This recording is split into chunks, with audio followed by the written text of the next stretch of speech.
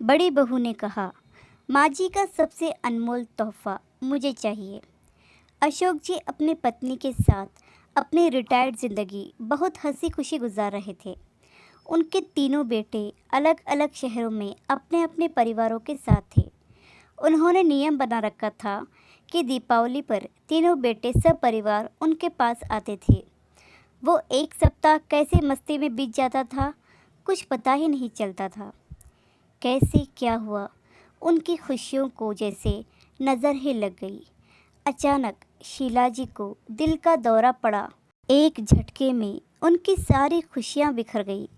तीनों बेटे दुखद समाचार पाकर दौड़ आए। उनके सब क्रियाक्रम के बाद सब शाम को एकत्र हो गए। बड़ी बहू ने बात उठाई, बाबूजी, अब आप यहाँ अकेले कैसे रह पाएंगे? आप हमारे साथ चलिए। नहीं बहू, अभी यही रहने दो, यहाँ अपनापन लगता है।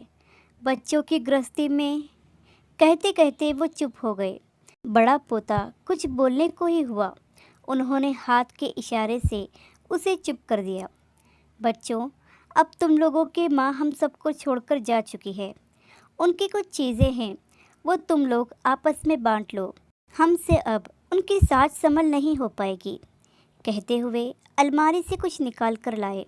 मखमल के थैले में बहुत सुंदर चांदी का श्रृंगारदान था।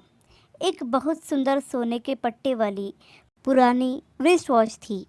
सब इतनी खूबसूरत चीज़ों पर लपक से पड़े। छोटा बेटा जोश में बोला, अरे ये घड़ी तो अम्मा सरिता को देना चाहती थी। अशोक जी धीरे से बोले, और सब तो मैं तुम लोगों को बराबर दे ही चुका हूँ। इन दो चीज़ों से उन्हें बहुत लगाव था। बेहद चाव से कभी कभी निकाल कर देखती थी, लेकिन अब कैसे उनकी दो चीज़ों को तुम तीनों में बांटूं? सब एक दूसरे का मुंह देखने लगे। तभी मंजिला बेटा बड़े संकोच से बोला, ये श्रृंगारदान वो मीरा को देने की बात करती थी, पर समस्या तो बनी ही थी। वो मन में सोच रहे थे, बड़ी बहू को क्या दूं? उनके मन के भाव शायद उसने पढ़ लिए। बाबूजी, आप शायद मेरे विषय में सोच रहे हैं। आप श्रृंगारदान मीरा को और रिस्ट वॉच सरिता को दे दीजिए। अम्मा भी तो यही चाहती थी।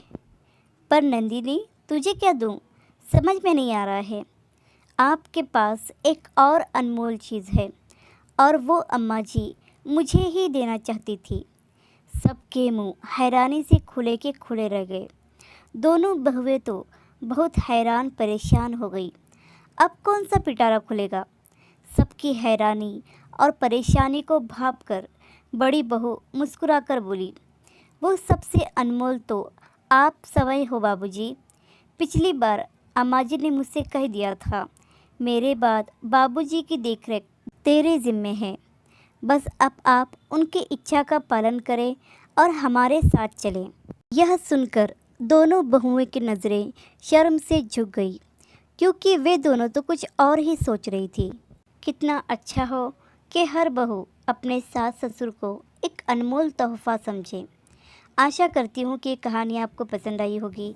इस कहानी पर आपकी क्या राय है, हमें कमेंट करके ज़रूर बताइए। कहानी पसंद आई हो तो लाइक और शेयर करना बिल्कुल भी ना भूलिए। चैनल पर नए हो तो चैनल को सब्सक्राइब ज़रूर कीजिए। कहानी सुनने के लिए आपका बहुत बहुत धन्यवाद।